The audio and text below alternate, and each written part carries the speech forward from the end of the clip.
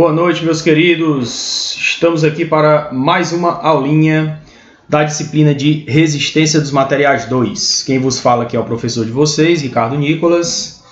E hoje nós teremos a nossa aula de número 3, beleza? Antes de iniciar a nossa aulinha, como é de praxe, né?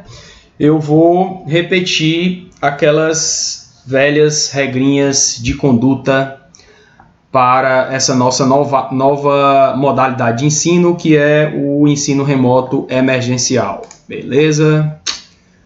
Então, vamos lá.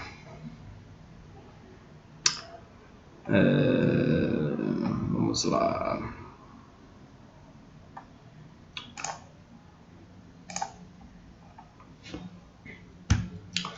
Bem, pessoal, repetindo novamente aquelas regrinhas, né? Eu tento sempre, todas as aulas, ficar repetindo essas regrinhas, né, com vocês, para que a gente nunca esqueça dessas regras básicas de conduta, certo? Para que possamos manter um ambiente harmonioso, respeitoso e seguro entre todos, é necessário seguir essas regrinhas aqui, certo? Primeiro ponto é a questão do local, né? O local que vocês devem buscar aí na casa de vocês, né, o local mais apropriado possível, né, para que vocês tenham o máximo de atenção possível quando estiverem assistindo às nossas aulas, né? Então, se possível, buscar um local separado de outras pessoas e de atividades que estas outras pessoas possam estar realizando na casa de vocês, para que vocês tenham o máximo de atenção possível nas nossas aulas, certo?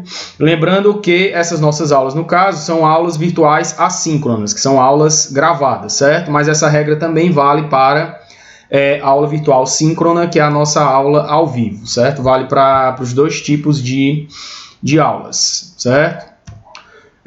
Outro ponto importante é com relação ao compartilhamento das gravações e dos materiais que são disponibilizados para vocês. É proibido, né, copiar, distribuir, modificar, reproduzir, republicar, retransmitir ou comercializar qualquer tipo de informação, texto ou documentos contidos nas nossas aulas em qualquer meio eletrônico, nem qualquer tipo de trabalho utilizando imagens, textos ou documentos dessas aulas sem ter por escrito o prévio consentimento dos envolvidos na exposição. Então isso vale tanto para aulas síncronas quanto aulas assíncronas, certo? A sala de aula virtual, ela nada mais é do que uma extensão da nossa sala de aula presencial e, portanto, o regulamento da organização didática, que é o nosso ROD, ele é o documento que vai reger toda essa nossa dinâmica, certo? Então, o ROD, ele rege tanto a parte presencial quanto virtual, certo? Ao ter acesso à sala de aula virtual, quer seja ela síncrona ou assíncrona, né? Vocês estavam cientes de que a violação dessas regras ela é passível de medidas disciplinares, tanto no âmbito do IFCE como no âmbito civil e criminal. Beleza. Pessoal, na aula passada, a gente terminou o conteúdo que tratava de tensões principais e de tensões normais principais, né? Tensões principais e tensão de cisalhamento máximo, né? A gente concluiu essa parte do conteúdo do capítulo 9 na aula passada e ficamos de resolver alguns exercícios na nossa aula de hoje, certo? Então, na aula de hoje, nós vamos iniciar a aula de hoje resolvendo esse primeiro exercício aqui, certo? Então, vamos lá.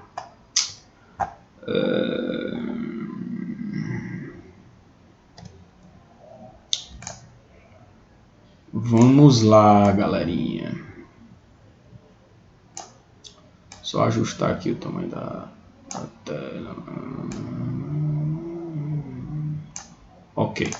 Beleza. Nesse exemplo 1, o que é que nós temos aqui? Nós temos cargas sendo aplicadas aqui nesse corpo aqui cilíndrico, certo? E devido a essa carga aplicada, um elementozinho no nosso ponto A aqui, no cilindro maciço, né, ele está sujeito a um determinado estado de tensão mostrado, certo? Que é esse estado de tensão aqui. Aí o que é que ele pede aqui nessa questão? Ele pede para a gente determinar as tensões principais que atuam nesse ponto A aqui, certo?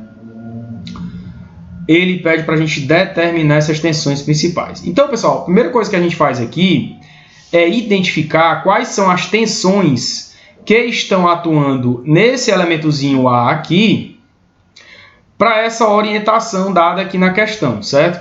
Que é uma orientação de θ igual a 0 graus, né? Para essa orientação aqui, a nossa tensão principal, σx, é uma tensão de compressão e vale, como é compressão é negativo, né? E vale menos 12 KSI, certo? KSI que é kilopound square inch, né? Que é a unidade americana de medida, certo? Que é libra por polegada quadrada, né? Aqui no caso quilolibra, né? Quilolibra por polegada quadrada. Então, o nosso σx ele vai ser igual a menos 12 KSI. O nosso σy, nesse caso aqui, que é a tensão normal sendo aplicada nessa face superior e inferior, vai ser igual a 0, né? E o nosso tal xy, que é a tensão de cisalhamento, de acordo com a nossa convenção de sinais, o esforço aqui na face direita está apontado para baixo, a nossa tensão de cisalhamento, o tal xy, vai ser igual a menos 6 KSI, certo? Então, pessoal, utilizando o círculo de Mohr, né? Utilizando o círculo de Mohr, que a gente aprendeu na aula passada, para poder traçar o nosso círculo de Mohr, a primeira coisa que a gente faz é calcular a nossa tensão normal média, né? A nossa tensão normal média vai ser igual a σx mais σy dividido por 2. O σx é menos 12, o y é 0, dividido por 2 vai dar menos 6 KSI, certo? Menos 6 KSI.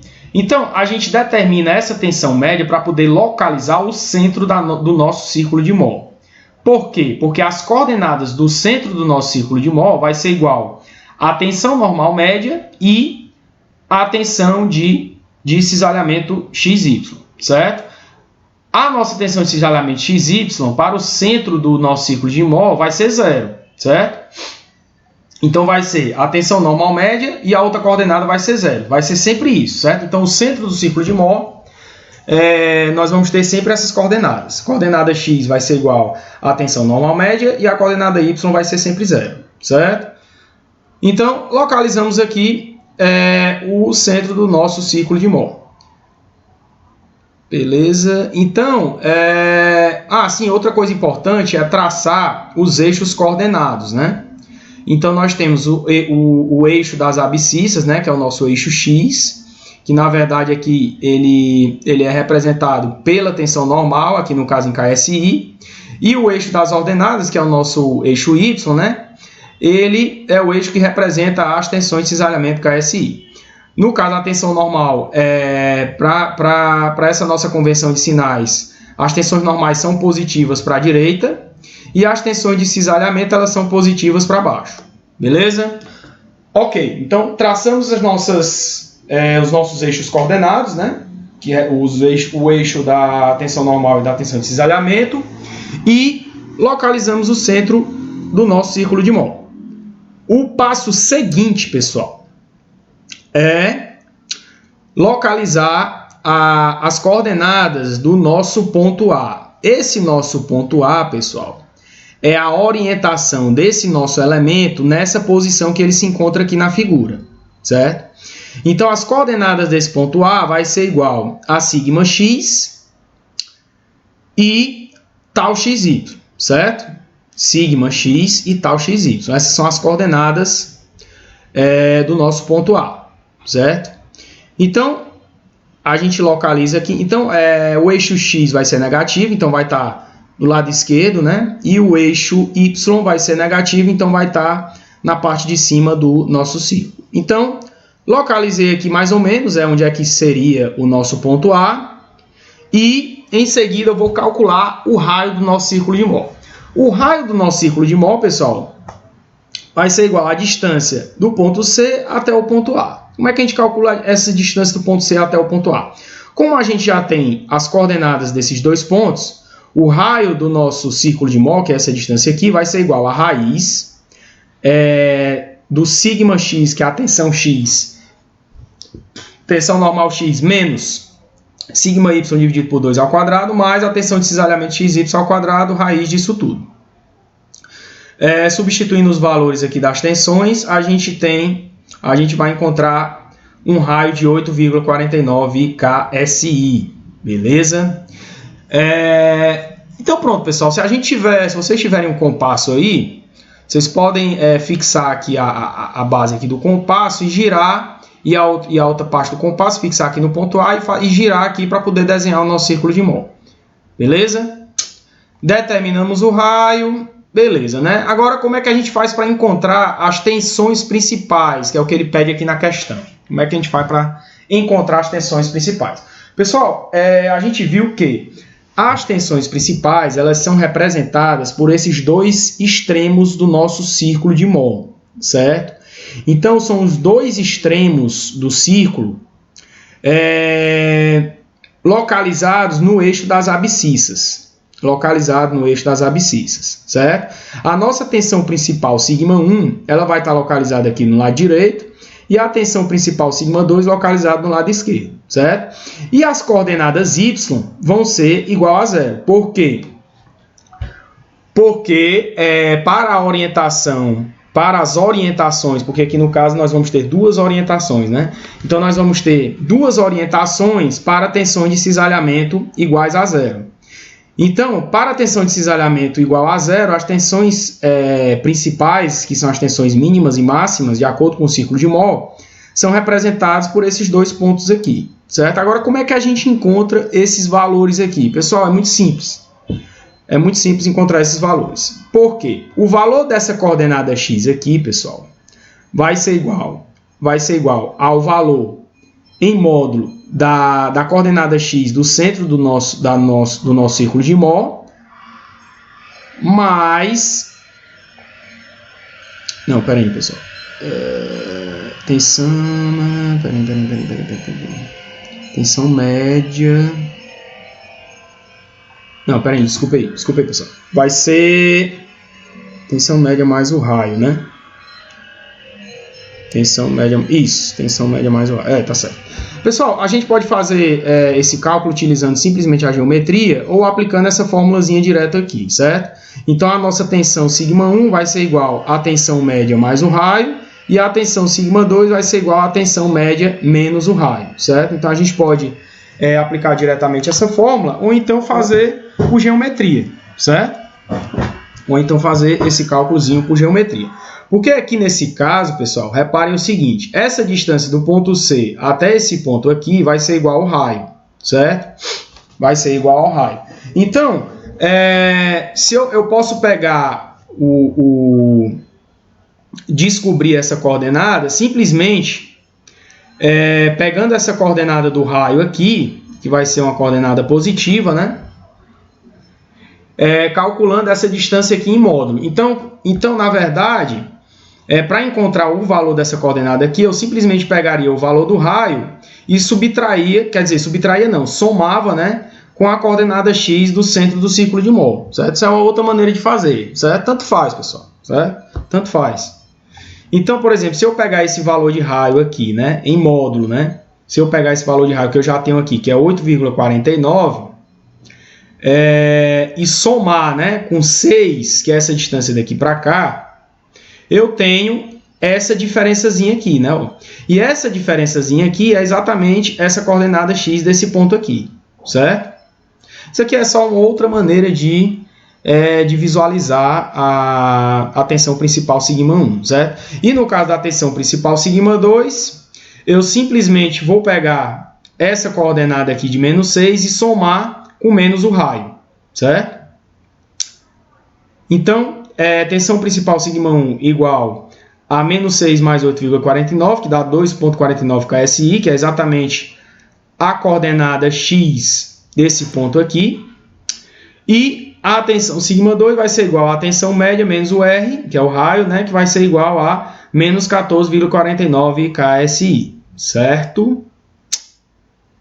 Beleza, né, pessoal? Que é exatamente representado por esse ponto aqui, certo?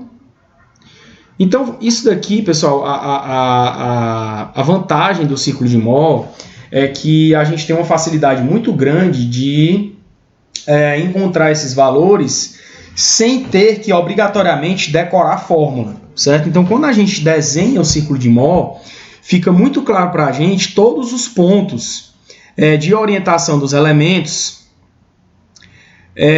À medida que, quando você olha para o ciclo de Mohr, você já sabe de cara como é que você faz para identificar tanto os pontos de tensões principais, as orientações de tensões principais, quanto as orientações de tensão de cisalhamento máximo, que são esses dois extremos aqui, ó, certo?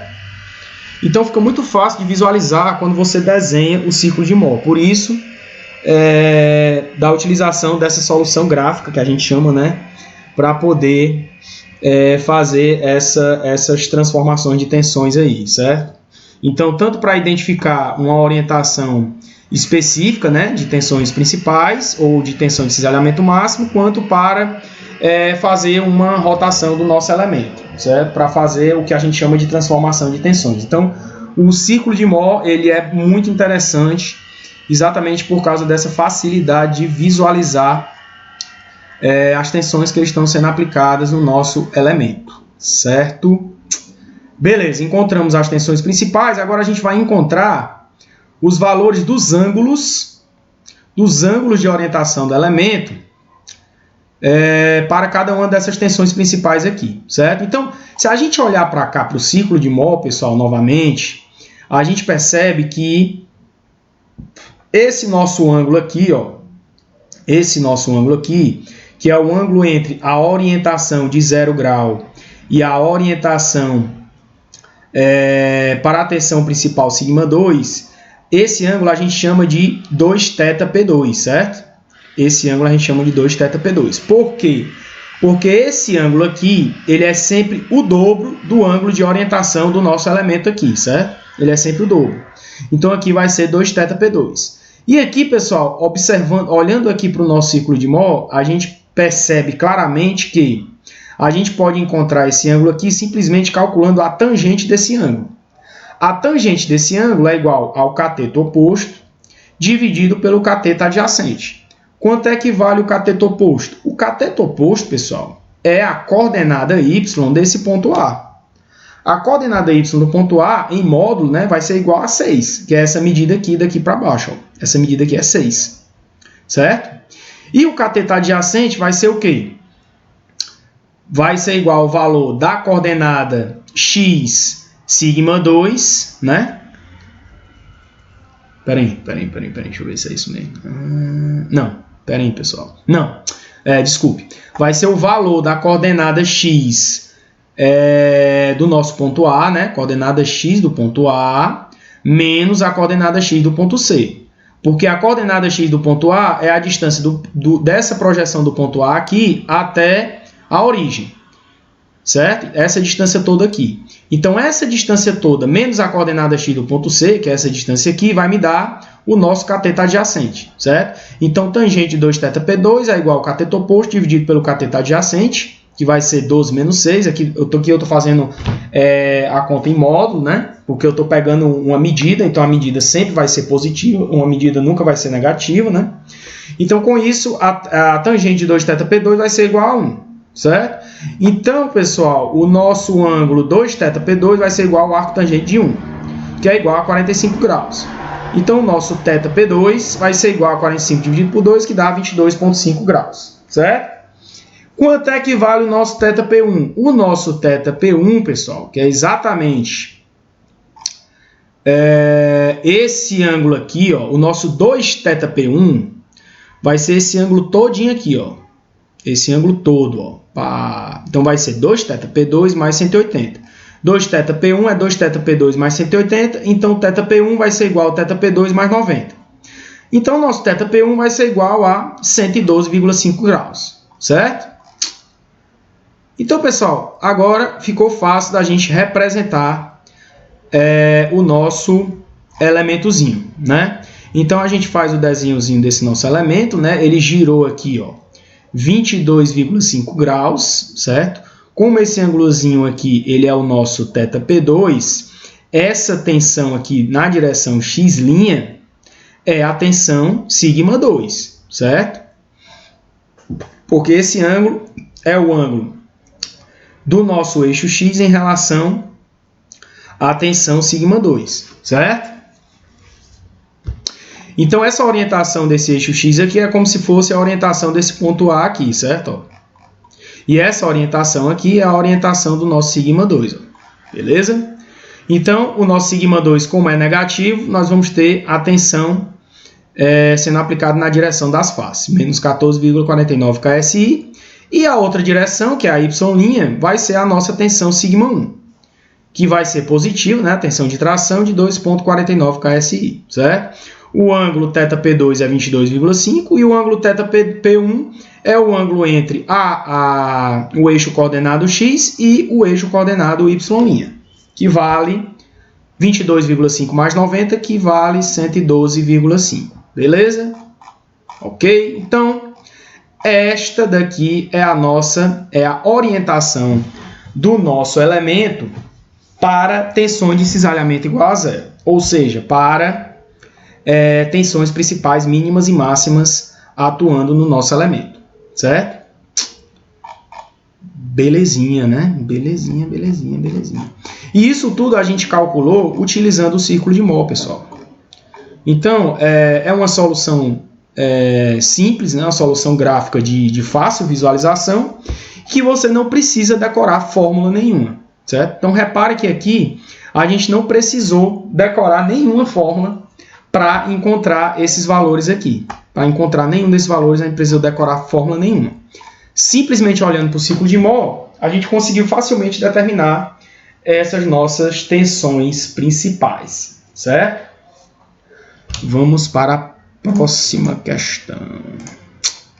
Vamos para a questão 5, né? Questão 5. Aqui, pessoal, é porque eu mudei a numeração, certo? Como eu criei aqui um outro arquivo para essa aula 3, eu mudei essa numeração aqui, certo? Então, aqui o 4 é o exemplo 1 e o 5 é o exemplo 2, certo? Não reparem nessa numeração não, beleza? Ok, vamos lá, né? Segunda questão. Nessa segunda questão, o que é que ele pede aqui? Nós temos um elemento submetido a esse estado plano de tensões aqui, certo? O que é que ele pede aqui? Nesse caso aqui, ele pede as tensões de cisalhamento máximo no plano e a orientação do elemento para essas tensões de cisalhamento máximo, certo? Na primeira questão, eu pedi as tensões principais e a orientação para a atuação dessas tensões principais, e agora eu estou pedindo a tensão de cisalhamento máximo e a orientação para a tensão de cisalhamento máximo, certo? Então, a gente viu que a orientação para as tensões principais é aquela orientação em que a tensão de cisalhamento vai ser igual a zero. A orientação para a tensão de cisalhamento máximo vai ser aquela orientação em que as tensões normais vão ser igual às tensões médias, certo? Então, lembrem disso daí. Então, vamos identificar primeiro as tensões que estão atuando nesse nosso elemento. Então, aqui nós temos uma tensão normal σx igual a menos 20 MPa, compressão. Uma tensão normal σy igual a 90 MPa, tração. E uma tensão de cisalhamento tal xy igual a 60 MPa. Positivo, né? Porque a nossa setinha na face direita do elemento, ela está apontada para cima. Então, vai ser positivo. Beleza. Primeira coisa que a gente vai calcular, para resolver utilizando o círculo de Mohr, é a tensão normal média. Tensão média, tensão x, sigma x, mais tensão normal y, sigma y, dividido por 2. Menos 20 mais 90 dividido por 2, 35 MPa. Esse é o valor da nossa tensão média. Traçamos aqui os nossos eixos coordenados, né? Ó, eixo das abscissas, tensão normal. Aqui no caso está tudo em megapascal, né? Eixo das ordenadas, tensão de cisalhamento, também megapascal. Positivo para baixo, positivo para a direita. Vamos localizar agora o centro do círculo de Mohr, que vai ser igual às coordenadas de tensão normal média e 0. Então, eu localizei mais ou menos aqui, né? Certo? E agora vamos localizar o nosso ponto A, que é o ponto que caracteriza o θ igual a zero, certo? Que é o θ igual a zero desse nosso elementozinho aqui, é no ponto A. As coordenadas do ponto A, tensão normal x, coordenada x, e tensão de cisalhamento xy, coordenada y. Coordenada x negativa, então vai estar aqui do lado esquerdo, né? Coordenada y positiva, então vai ser para baixo. Então eu localizei mais ou menos, né, esse nosso ponto A exatamente aqui. Com o uso de um compasso, né, não sei se vocês têm compasso ou não, aqui eu fiz na marra, certo? Mas se vocês tiverem compasso fica mais bonitinho. Vocês traçam aqui o nosso círculo bem bonitinho aqui, ó. Beleza? Ok, né, galera? Ok, galera. Ok, então, de posse das coordenadas do ponto A e do ponto C, a gente consegue obter facilmente o raio do nosso círculo de Mohr, certo? O raio do nosso círculo de Mohr vai ser igual à raiz, né, da nossa tensão σx menos tensão σy sobre 2 elevado ao quadrado, mais o tal xy ao quadrado. Tirando essa raiz aqui, substituindo os valores, a gente encontra um raio igual a 81,39 megapascal. Beleza?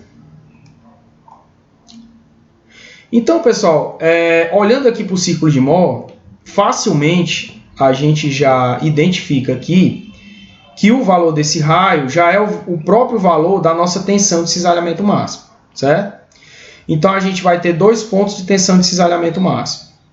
A gente vai ter esse ponto com tensão de cisalhamento máximo positiva e o ponto lá em cima com tensão de cisalhamento máximo negativa, certo?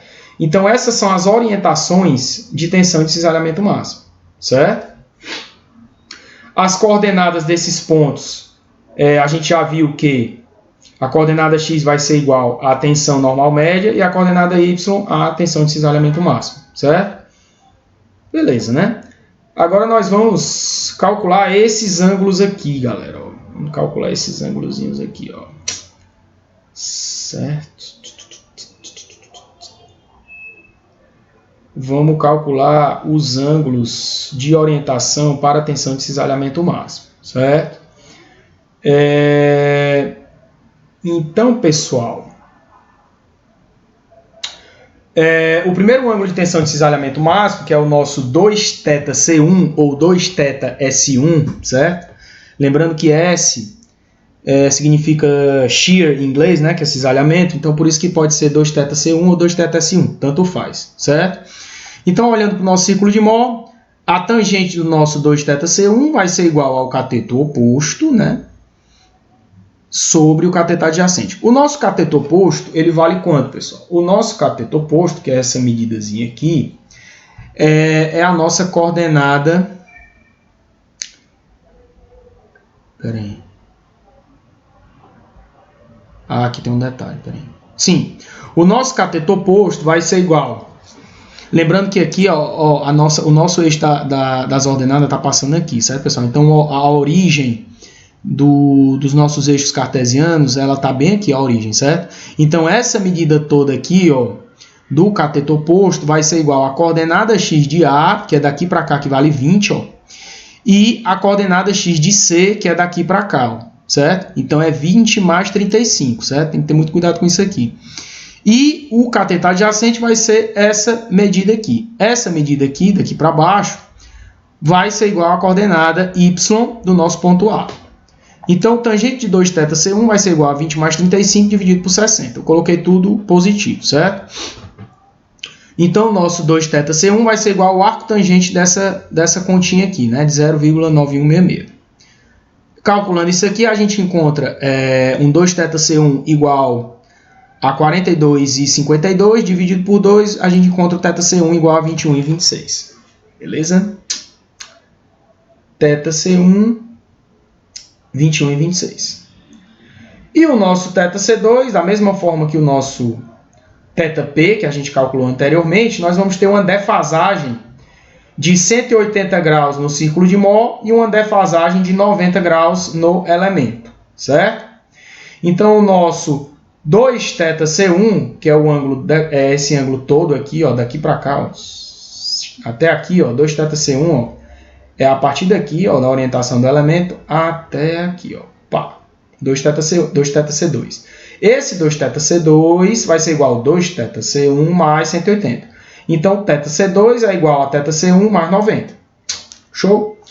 Então, substituindo aqui, o nosso θc2 vai ser igual a 21,26 mais 90, que dá 111,26. Agora a gente faz o nosso desenhozinho aqui, né? A gente faz o nosso desenhozinho. O desenho do elemento, né? Certo? Então, o nosso ângulo θc1, que vai ser o ângulo entre a orientação de θ igual a zero do elemento e a orientação de θ igual a 21,26, vai ser 21,26. Aqui nós vamos ter a tensão normal média atuando nessa direção x' aqui. A tensão normal média vale 35 MPa de tração, tensão de tração, certo? E a nossa tensão de cisalhamento para essa orientação aqui, ela vai ser positiva, 81,39. Como ela vai ser positiva, a nossa setinha na nossa face direita, ela vai estar apontada para cima, certo? E a nossa tensão normal atuando no nosso eixo y' vai ser igual à nossa tensão normal atuando no nosso eixo x', que é igual à nossa tensão normal média, que também vale 35 MPa, certo?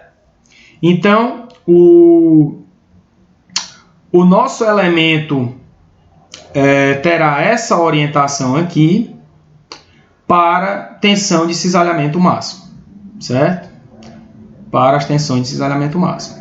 Então, o nosso ângulo x em relação a x' é 21,26 e o nosso ângulo x em relação a y' vale 111,26, certo? Show de bola. Show de bola. Vamos para o nosso próximo exemplo.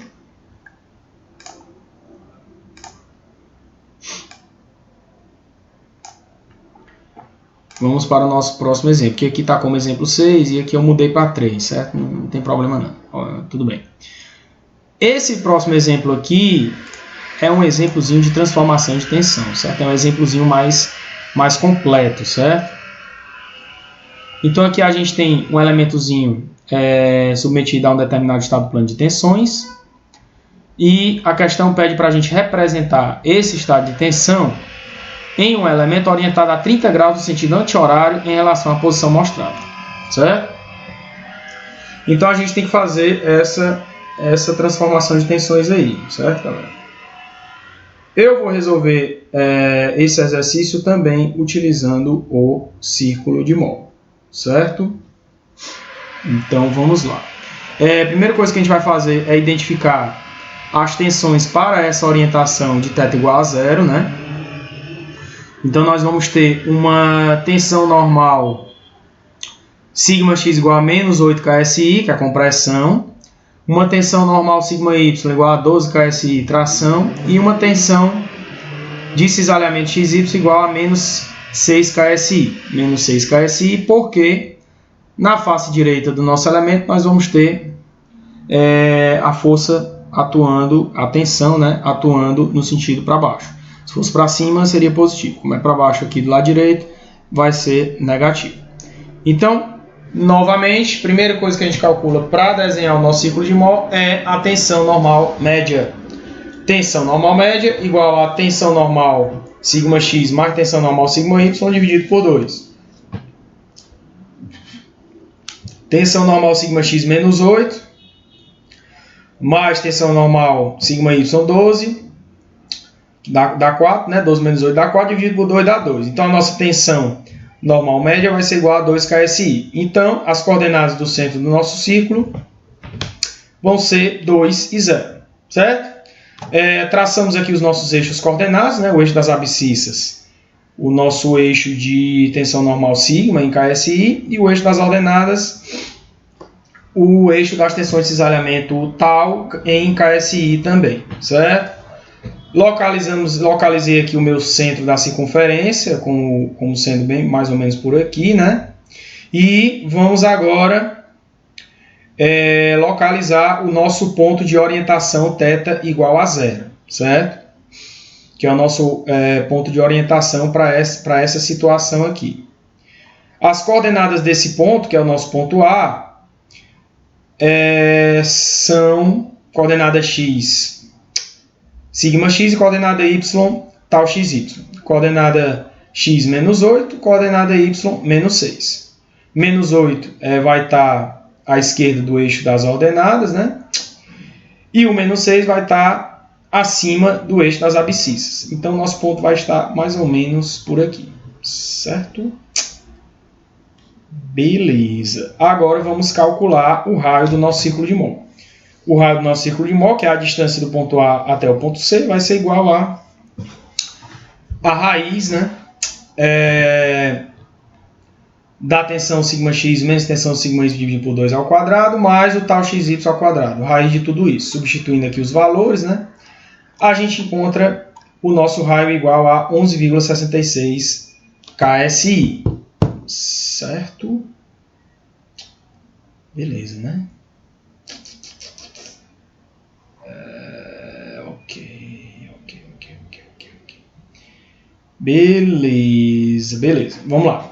Então, identificado o nosso raio, o que a gente vai fazer agora? Agora, pessoal, a gente vai calcular esse nosso ângulozinho aqui, 2θp2. A gente vai calcular o nosso 2θp2, certo? Por que a gente vai calcular esse nosso 2θp2? Porque, pessoal, o que é que vai acontecer aqui? Ele quer que a gente encontre, certo? O ponto aqui nesse círculo de Mohr,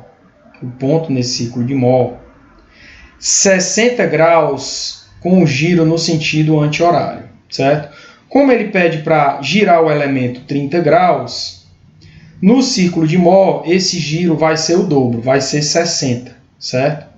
Então, eu preciso calcular esse ângulo aqui para me orientar mais ou menos onde é que vai estar localizado esse meu ponto que eu chamei de ponto P, para essa nova orientação de giro de 60 graus no círculo de Mohr, que equivale a 30 graus no elemento, certo? Então, por isso que eu preciso calcular esse nosso ângulo 2θp2, certo? Então, vamos para o cálculo de 2θp2. O 2θp2 a gente vai calcular da mesma forma que a gente fez nos exemplos anteriores, né? A tangente de 2θp2 vai ser igual ao cateto oposto sobre o cateto adjacente. Aqui no caso o cateto oposto vai ser igual à coordenada y do ponto A, né, que é 6. E o cateto adjacente vai ser igual à coordenada x do ponto A mais a coordenada x do ponto C, que vai ser 8 mais 2, que dá 10, né? É isso mesmo, né? Peraí, 8 mais 2 que dá 10. É isso mesmo. Então, nosso 2θp2 vai ser igual a tangente de 0,6, 2θp2 igual a 30,96. Então, o nosso θp2, 2θp2, 30,96, vamos manter. Aqui eu mantive esse valor, né? O nosso θp2 aqui, no caso, é a metade de 30,96. Mas tudo bem, deixa para lá. A gente vai rotacionar 60 graus. Certo?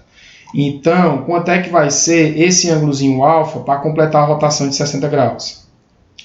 Para completar a rotação de 60 graus, o nosso alfa vai ser igual a 60 graus menos 2θp2, certo? Então, alfa 60 menos 2θp2, que vai dar 29,04. Então, pessoal, o nosso ângulo alfa para a orientação de rotação de 30 graus no elemento no sentido anti-horário vai ser 29,04, certo? Então, a gente tem que encontrar essas coordenadas aqui do ponto P para esse ângulo alfa de 29,04 graus, certo? Então, percebam que aqui, novamente, nós não precisamos decorar fórmula nenhuma para poder resolver esse exercício aqui, certo? Nós simplesmente interpretamos o que é que ele está pedindo na questão e, utilizando o ciclo de Mohr, a gente consegue resolver o problema, certo? Então, vamos lá. Vamos lá. Beleza. Como é que eu encontro essas coordenadas de posse do ângulo? É muito fácil, né, pessoal? Muito fácil. Eu posso fazer o seguinte. Eu posso utilizar o seno do ângulo o seno desse ângulo aqui para determinar a minha coordenada y e o cosseno do ângulo para determinar a minha coordenada x, certo? Simples assim, certo?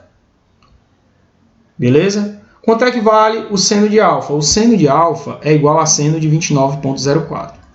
O seno de alfa é igual ao cateto oposto dividido pela hipotenusa. A hipotenusa aqui, no caso, é o raio, né? Quanto é que vale o cateto oposto? O cateto oposto é igual à nossa coordenada y, que é a nossa tensão de cisalhamento tal x' e y', certo? Que é uma das tensões que eu quero encontrar para essa nova orientação, né? Então, o seno de alfa vai ser igual a tal x', y' dividido pelo raio. O raio eu já sei que vale 11,66. E o meu seno de alfa é igual a seno de 29,04, certo? Então, o meu tal x', y' vai ser igual a seno de 29,04 vezes 11,66. Calculando isso aqui, eu encontro a tensão de cisalhamento para essa nova orientação x' e y' igual a 5,66 KSI. Show de bola. Agora vamos encontrar a coordenada x. Para a coordenada x, a gente vai usar o cosseno de alfa. O cosseno de alfa, pessoal, vai ser igual ao cateto adjacente dividido pela hipotenusa. Quanto é que vale o cateto adjacente? O cateto adjacente vai ser igual a coordenada x sigma x', mais a coordenada x do centro do círculo, que é 2. Certo? Então, sigma x' mais 2 dividido pela hipotenusa, que é igual ao raio, vai ser igual ao cosseno de alfa. Então, o nosso sigma x' vai ser igual ao raio, que é 11,66, vezes o cosseno de 29,04, menos 2. Com isso, a gente encontra um sigma x' igual a 8,19.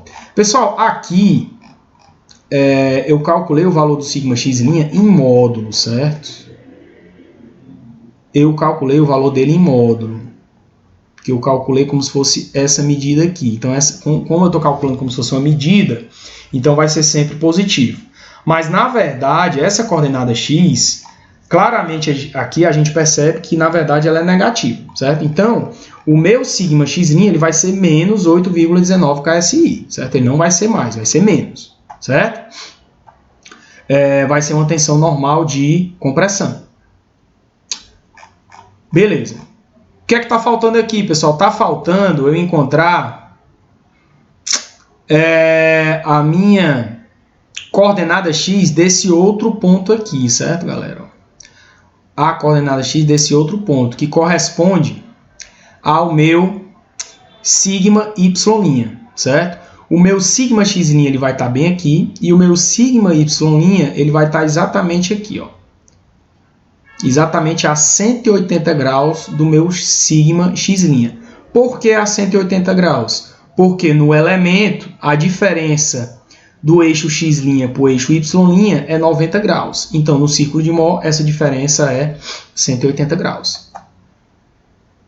Beleza, né?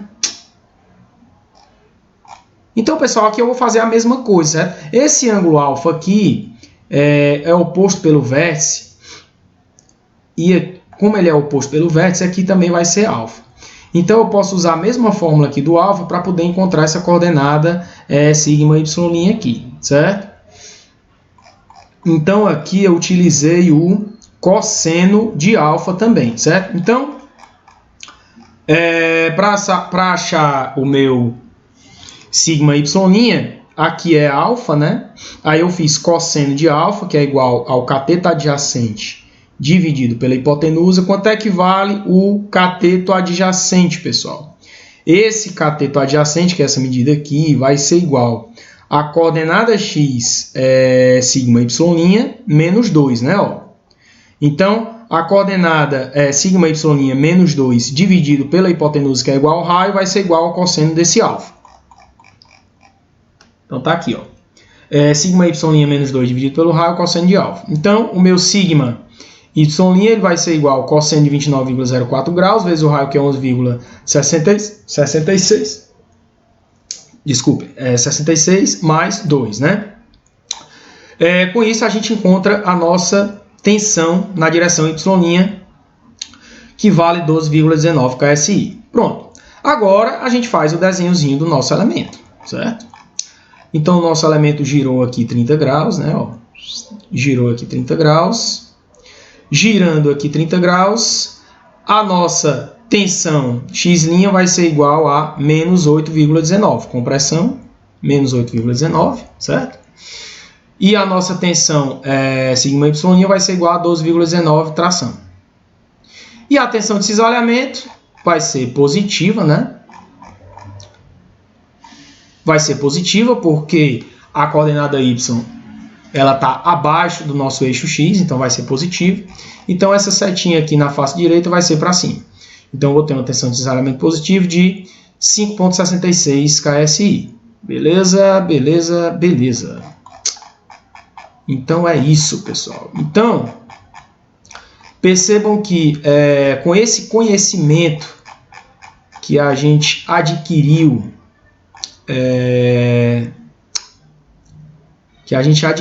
em relação ao círculo de mol, facilitou muito a nossa vida para os cálculos de transformação de tensão, né?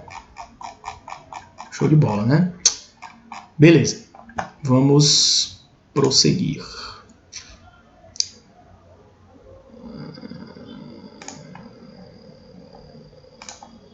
Deixa eu ver como é que tá aqui a questão. Só ver a questão do tempo aqui, galera. 46 minutos. Vamos prosseguir, certo? Como é que minimiza esse troço aqui? Agora não sei mais. Aqui. Como é que faz para minimizar?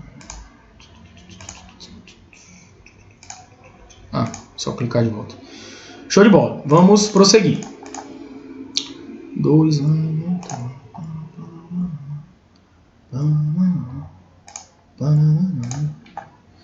Exemplo 3. Beleza, galera. Agora a gente vai falar sobre tensão de cisalhamento máxima absoluta, pessoal. Tensão de cisalhamento máxima absoluta.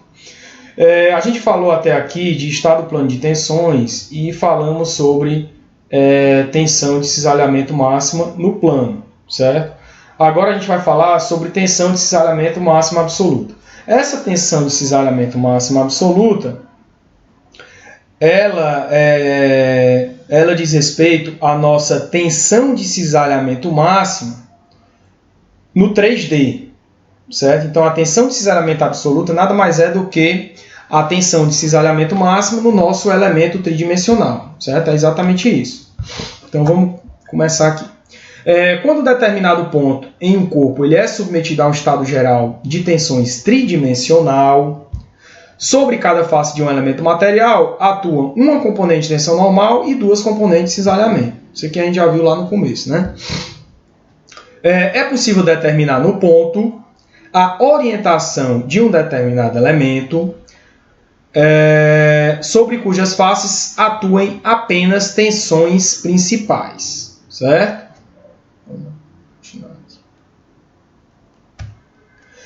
Como mostra a figurinha abaixo, temos essa figurinha abaixo aqui, né?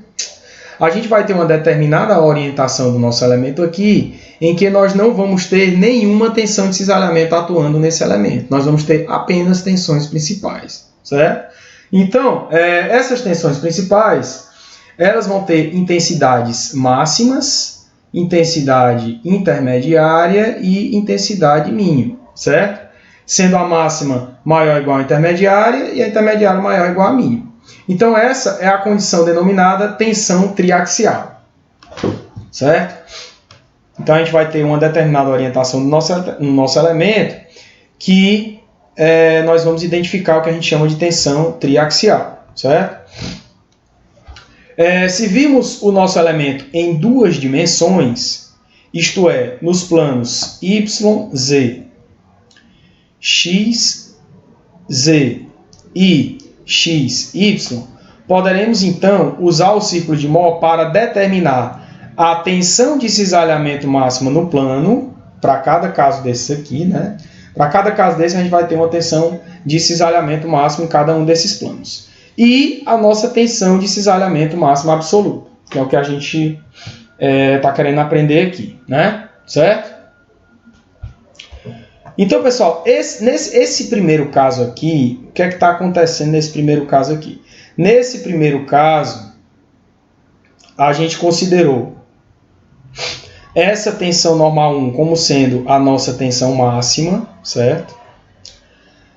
A nossa tensão normal 2 como sendo a nossa tensão intermediária e a nossa tensão mínima a gente considerou aqui como sendo zero, certo? Por isso que aqui no eixo Z, que é o sentido da nossa tensão normal mínima, nós não vamos ter tensão nenhuma atuando aqui, certo? Então, no eixo Z, nesse caso aqui, a gente está considerando como se essa tensão normal na direção de Z fosse igual a zero, certo? Então, aqui é zero e aqui é zero. E aqui XY a gente vai ter tensão normal sigma 1 e tensão normal sigma 2, certo? Que é esse caso aqui, certo? Então, isso aqui, esses desenhos aqui são os desenhos dos círculos para esse primeiro caso aqui, certo? Então, para cada estado plano desses aqui, ó, a gente tem um círculo para representar cada um desses estados planos aqui, certo? Então, cada um desses círculos aqui, ó, esse círculo pequenininho, o círculo médio e o círculo grandão, cada círculo desse representa exatamente cada um desses estados planos aqui, ó, certo? Então, vamos lá. No nosso plano YZ, o diâmetro do nosso círculo de Mohr, ele corresponde às tensões principais sigma 2 e 0, certo? Então, se a gente olhar aqui para o YZ, quais são as nossas tensões principais? YZ, tensão principal sigma 2 e tensão principal 0. Então, a gente vem para cá. O ciclo que vai para representar esse plano YZ é exatamente esse círculozinho pequeno aqui, ó. Então, a gente vai ter uma tensão principal sigma 2 e uma tensão principal 0. Beleza? Então, para esse caso aqui, nesse plano aqui YZ, a nossa tensão de cisalhamento para esse plano vai ser representada por esse ponto aqui, certo? Beleza, né? Agora vamos para o plano XY. Plano XY. No plano XY, a gente vai ter as tensões principais sigma 2 e sigma 1. Agora vamos para cá. A tensão de cisalhamento máxima no plano XY, que é exatamente esse plano aqui, a tensão de cisalhamento máximo vai ser igual a sigma 1 menos sigma 2 dividido por 2, certo? Então, esse ponto aqui representa o que a gente chama de tensão de cisalhamento máximo no plano, né? Maximum in plane shear stress, certo? Que é o nosso tal x' e y', certo? Agora aqui tem um detalhe, pessoal. Essa nossa tensão de cisalhamento máximo no plano, para esse caso aqui, ela não vai ter o mesmo valor da nossa tensão de cisalhamento máximo absoluta. Porque a nossa tensão de cisalhamento máximo absoluta, ela vai estar no nosso plano XZ, que é exatamente esse plano aqui, ó, certo? Então, a nossa tensão de cisalhamento máximo absoluto, ela vai estar nesse plano XZ aqui, certo? Então, não vai estar no plano XY. Então, para esse caso aqui, de θ1 e θ2, sigma, né? Para esse caso aqui, de sigma 1 e sigma 2 com o mesmo sinal, a nossa tensão de cisalhamento máximo absoluta vai ser igual ao meu sigma 1 menos 0 dividido por 2, que é igual a sigma 1 dividido por 2. Então, esse ponto aqui é que vai representar a minha tensão de cisalhamento máximo absoluta, certo? Que vai ser diferente da tensão de cisalhamento máxima no plano XY, beleza?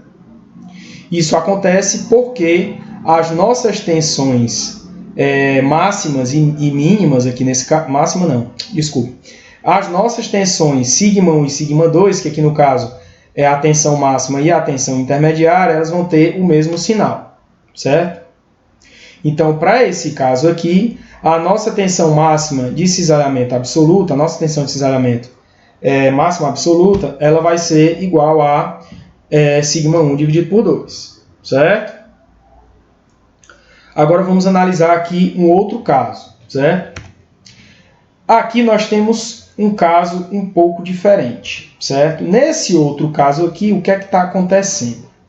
Nesse outro caso aqui, a nossa tensão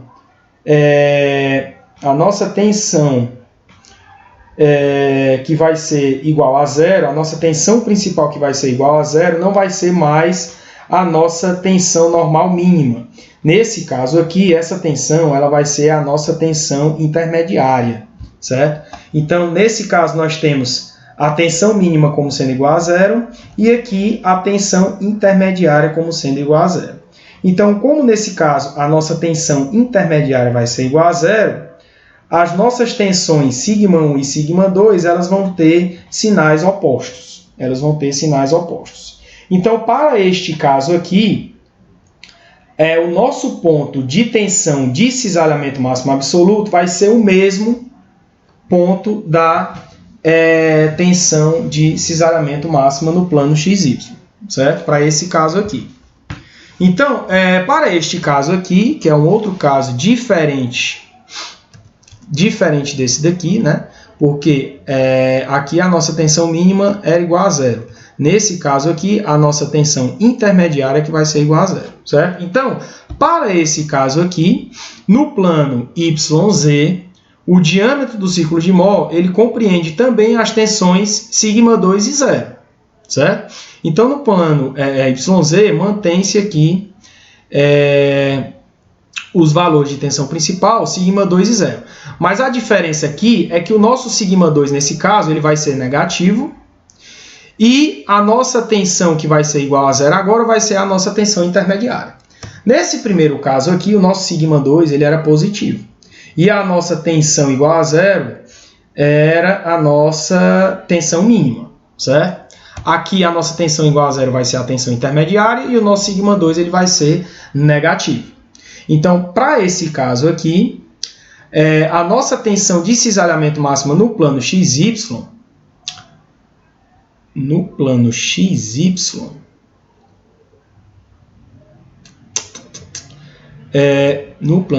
a gente vai ter σ1 e σ2.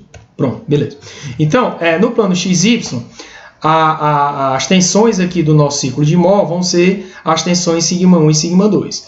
Então, a nossa tensão de cisalhamento máximo no plano XY vai ser igual a tal x' y' máximo, que vai ser igual a σ1 menos σ2 dividido por 2. Para esse caso aqui, esse valor de tensão de cisalhamento máxima no plano XY vai ser exatamente igual ao valor da nossa tensão de cisalhamento máxima absoluta. Isso ocorre porque, para esse caso aqui, as nossas tensões σ1 e σ2 elas possuem sinais opostos. Beleza? Então, a nossa tensão de cisalhamento máximo absoluto vai ser igual a σ1 menos σ2 sobre 2, que é exatamente igual à nossa tensão de cisalhamento máximo no plano XY, que também é igual a σ1 menos σ2 dividido por 2. Beleza? Ok.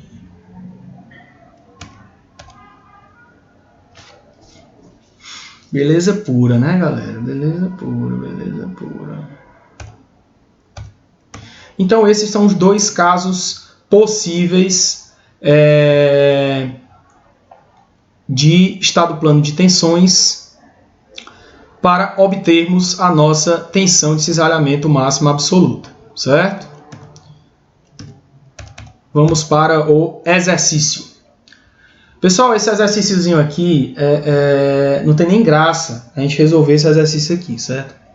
Esse tipo de exercício aqui a gente faz de cabeça porque não tem nem graça a resolver, certo? Mas vamos lá, vamos resolver ele aqui. Esse exercíciozinho nós vamos desenhar os nossos círculos de Mohr, né? Então aqui a gente tem um ponto na superfície de um vaso de pressão cilíndrico, que é esse ponto aqui, e ele está submetido a esse estado plano de tensões aqui. Então a gente tem um estado triaxial de tensões aqui, certo? Determinar a tensão de cisalhamento máximo absoluta, tal absoluto máximo nesse ponto. Então, o que é que nós vamos ter aqui? Pessoal, além dessas duas tensões, a gente tem uma tensão nesse sentido aqui, a gente tem uma tensão nesse sentido aqui, e a gente tem também uma outra tensão nesse sentido. Certo? Então, para representar o nosso estado triaxial de tensões, nós temos que desenhar também essa outra tensão aqui. Certo? Como esse valor aqui ele vai ser maior do que esse, essa nossa tensão de 32 megapascal vai ser o nosso sigma 1, que é o nosso sigma máximo. Não tem nem graça, pessoal, essa questão aqui, certo? O outro valor de tensão, que é o 16, ele vai ser o nosso sigma 2, certo? Nesse caso aqui, o sigma 2 ele vai ser o sigma intermediário. Ele vai ser o sigma intermediário. Por que ele vai ser o sigma intermediário? Porque o outro sigma ele vai ser zero, pessoal. O outro sigma ele vai ser zero. Esse outro sigma ele é o sigma mínimo, porque ele é zero. Nosso sigma mínimo ele é igual a zero. Muito fácil, né, galerinha? Muito fácil, certo? Então, pessoal, aqui nós temos o θ1, e θ2 com o mesmo sinal,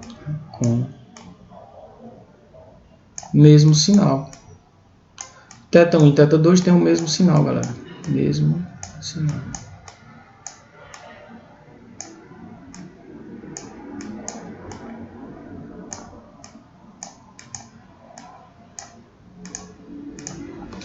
θ1 e θ2 tem o mesmo sinal. θ1 e θ2 tem o mesmo sinal, certo? Então, quanto é que vai ser a nossa tensão de cisalhamento máxima absoluta?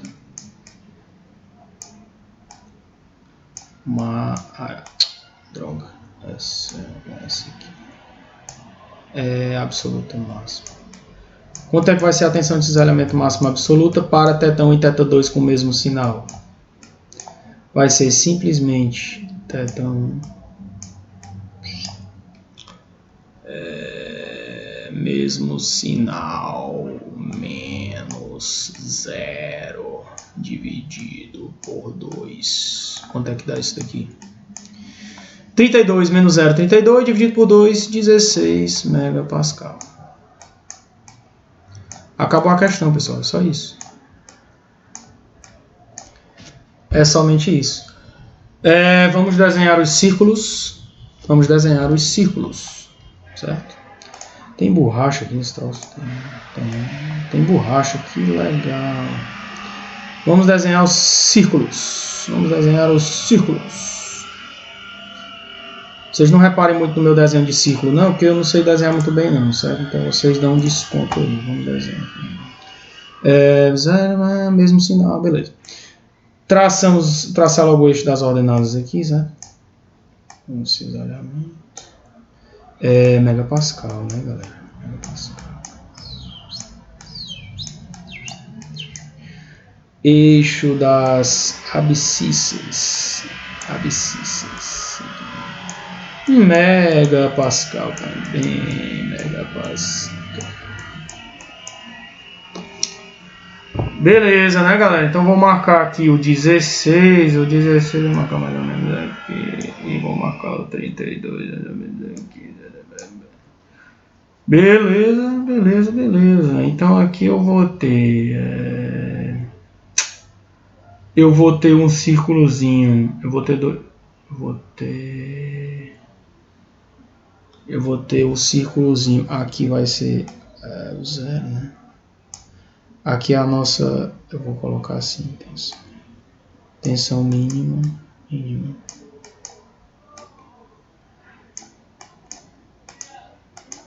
0. tensão intermediária 16 e a outra, né? Tensão intermediária é 2, né? E aqui tensão 1. Tensão de cisalhamento máximo absoluto vai ser o ciclozão gigante, né? Então vou marcar aqui, fazer aqui mais ou menos a gambiarra aqui, né?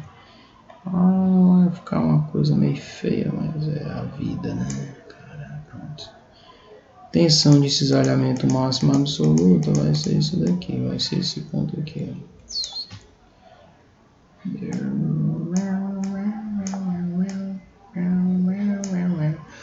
Aí aqui tem outro detalhe, aqui eu não coloquei,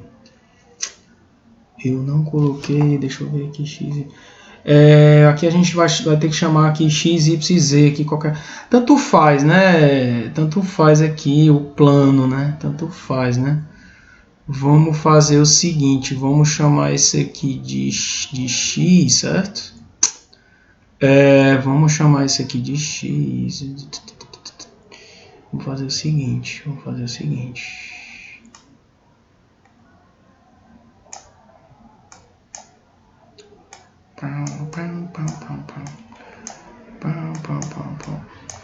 aqui é x, certo?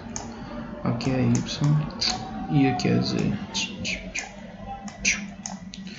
X, y e z. Aqui vai ser o plano de sigma 1 e de sigma mínimo. Sigma mínimo, sigma 1. Então aqui é o plano YZ, né? YZ, né? YZ, YZ. Então aqui vai ser Y linha, Z linha. Essa daqui é a tensão de cisalhamento absoluto. Nossa.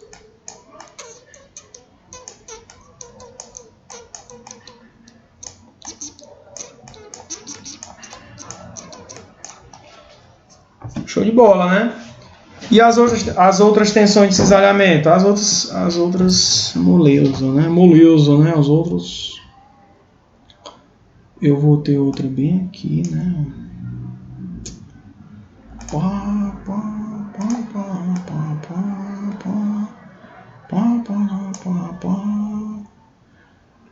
Qual vai ser mais? Duas vão ser iguais, né? A mesma distância.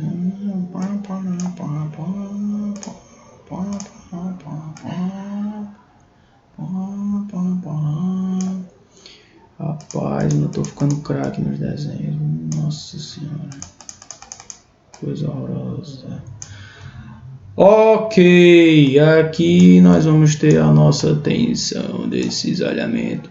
Qual é o plano de sigma 1 e sigma 2? Sigma 1, y, sigma 2, x. Então aqui vai ser x, linha, y, linha. Aqui tensão de cisalhamento máxima no plano. Minha nossa. No plano. Top. E essa daqui, meu Deus, tensão de cisalhamento. Aqui é XY, aqui é YZ, sobra o quê? YZ, né? YZ não. XZ, né? X.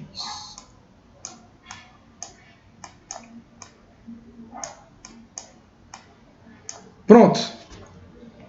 Que coisa linda, viu? Nossa Senhora. Eu v'ou colocar aqui só para ficar, só para vocês não esquecer. X', Z'. X', Z' vai ser o quê? Sigma 2 menos 0 dividido por 2.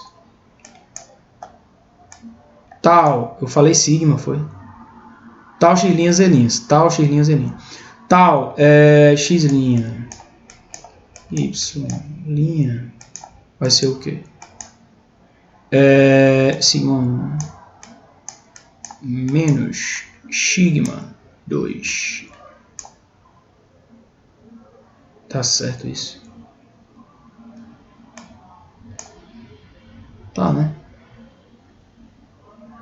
Tá certo, tá certo. É isso. E o nosso tal y' z' é o tal de cisalhamento máximo absoluto que a gente já calculou, que é sigma 1 menos 0 sobre 2. Né? Sigma 1 é 32, menos 0 sobre 2, 16. Certo? Então aqui vai ser... Quanto é que vai ser isso aqui? 1 menos 2 dá 16. Aqui vai ser 8, né? 8.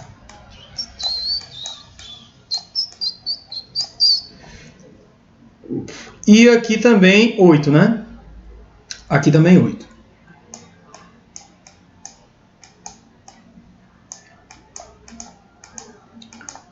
Que legal, cara. Porra, que massa. Pronto, galera. Calculamos todas as tensões de cisalhamento. Desenhamos 3 ciclos de Mohr, certo? E identificamos a nossa tensão de cisalhamento máxima absoluta, assim como a nossa tensão de cisalhamento máxima no plano. Na verdade, a gente calculou todas as tensões de cisalhamento máximo aqui, certo? Desenhamos 3 ciclos, a gente fez tudo. Fez mais do que o que ele pediu na questão. Beleza? Show de bola! Então, por hoje é só. Por hoje é só, pessoal.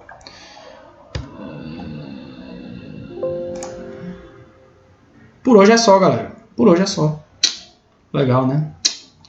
Aí, aqui no final, nesse último slide, nós temos os exercícios que vão valer as notas da etapa N1 de vocês, certo? Então, a lista de exercícios 01, nós temos 10 questões. E essa lista aqui, ela vai contar como a primeira nota da N1 de vocês. E a lista de exercícios 2 vai contar como a segunda nota da N1 de vocês, certo? Então, cada nota dessa vale 50%, aí soma as duas, divide por 2, e com isso vocês vão ter a nota N1 de vocês da etapa N1, certo?